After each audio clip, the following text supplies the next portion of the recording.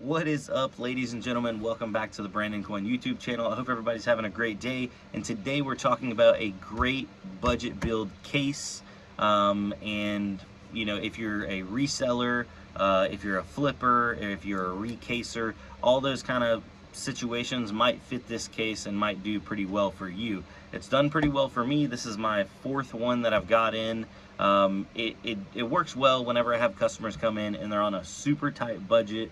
They don't really care about cosmetics as much, but it's still a decent looking case. So I'll open it up here in a second and show you guys. But before we get into that, I wanted to go over the pricing on it and see if it makes sense for you. So this case, I got it for $39.99. It was on sale, $10 off on Newegg. It is regularly priced right now for $49.99 on Walmart and Newegg. And you're like, wait a second, 50 bucks? That's not really a great deal on a case. Well, the kicker here is it includes a power supply, and it includes a power supply that has PCI Express power to run a graphics card. See, back in the day, cases used to ship with power supplies all the time. It was super common.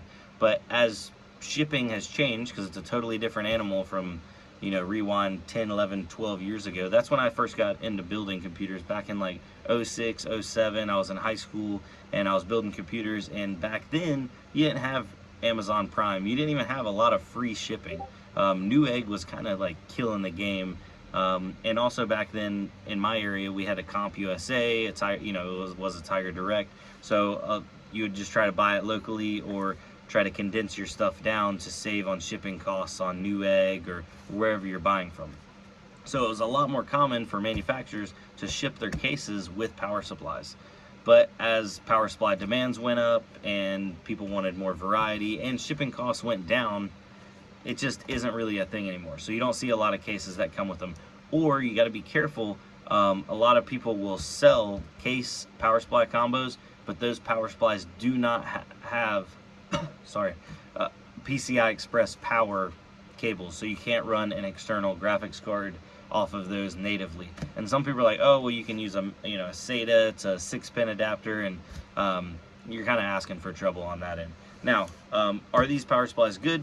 They're decent. I would consider them good for anywhere from like a $200 to $300 build.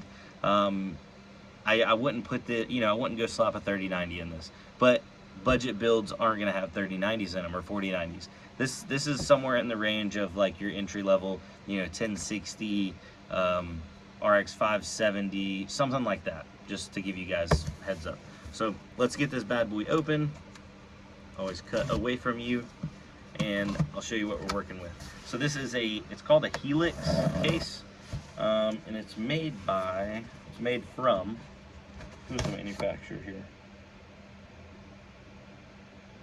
I'm not sure off the top of my head, but it is just called Helix. That's the name of the case. I'll put links down below for you guys. So it does fit ATX and M8. I believe ATX and M8X. Let me just double check. Let me get this thing out of here before I go speaking on something that I'm giving you wrong information on. I know it fits M8X because on my budget builds I've been using M8X motherboards. We'll see if it's ATX as well. I actually like the look of this case. I thought about for the office, if I was going to build myself like an office desktop computer, building one inside of one of these cases and just pulling the power supply out and using the power supply in a different budget build, because I would want a little bit more horsepower than this power supply would handle. But here it is. So yeah, Helix. It's nothing fancy, nothing special. It does have one of the magnetic vents on top. So obviously this isn't like an advertisement, but I guess it kind of is, but I'm not sponsored. Just trying to help out those guys that are doing flipping, or if you're thinking about getting into flipping, buying used hardware, all that kind of stuff. These are not going to be for sale by me. I can't get a good enough deal to be able to pass that on to you guys, so I'll just include links for wherever I can find them, which is Walmart and Newegg right now. Sorry about that. I'll turn my stuff down. But yeah, they're not affiliate links or nothing like that, so I don't get anything from you other than enjoying your company and your time and ad revenue. for being on YouTube, of course. So we got USB 3.0, we got USB 2.0, you got microphone and headphone in, a reset button, and a power button. Simple. Now, as you saw up top, it's got that filter. That's because this case has enough room that you can put a 120 AIO in it, which is really nice because a lot of people, you know, they start out with a budget build, and that's what I tell them. I'm like, hey guys, you can always start out with an air cooler, start out with a stock cooler. You can come back, you can add an AIO, you can go step up to a bigger, you know, processor, all those kind of things. And if you have a customer base or you have people you're dealing with, that's one of the things that you can, you know, sell them or upsell them on. So let's see here. It fits, yeah, okay. So it fits MATX and MITX. It does not fit full ATX. But yeah, so Rosewell, 400 watt. And it has the double 6+2 pin for the graphics cards. That's the key here, because a lot of these cheap cases don't come with any way to power your graphics card, or a lot of the cheap case power supply combos. We'll undo this right here.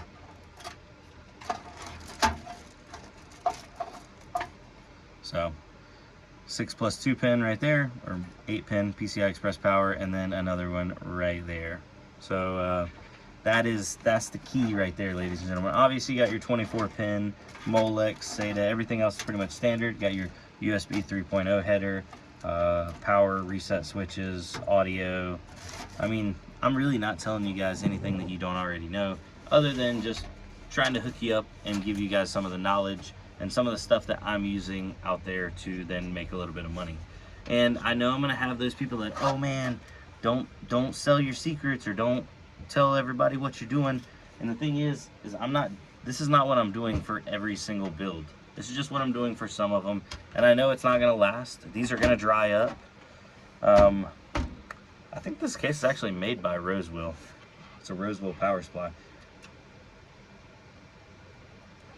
Definitely on the cheaper side power supply, and I'll show you how I can tell on the back of this. So see that little red switch? It's on 115. A lot of most every power supply nowadays is auto switching from, you know, 230, 240 to 115 to 120. So US to European standard, or North America to European standard. Being that this has a switch on it, she's a little older. Being that it's only a 400 watt, just be careful plugging a big graphics card into it. But yeah, so what do you guys think? Got a little filter down there too. I like it.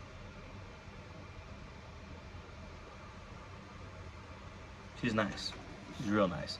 So I'm gonna do a build out in this and show you guys how it looks. Not in this video, but we're gonna be putting a Xeon in here with a RX 580, I believe is what he wanted.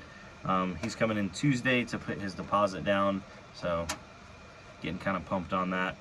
We've done a couple other builds. Unfortunately, you know, I always ask people, hey, do you mind if I record it? A lot of people actually don't want their stuff online. Imagine that. But every now and then, like this guy, he's like, man, I don't care. Heck yeah, record it. And I'm like, yeah, definitely. So I'm just trying to be cognizant of that, and then, you know, be respectful of people's privacy. So yeah, well anyway, I guess this video is pretty much over. So we'll wrap this bad boy up until we get that deposit. And yeah, most of the time I don't buy this stuff until after I get a deposit, but these things were $10 off, and for 39 bucks, I mean, you're basically buying a power supply and getting a free case. So anybody that's bought a case or a power supply in like the last few months, you guys know what I'm talking about. Power supply, oddly enough, like small or entry-level power supplies, I feel like they've gone up in price.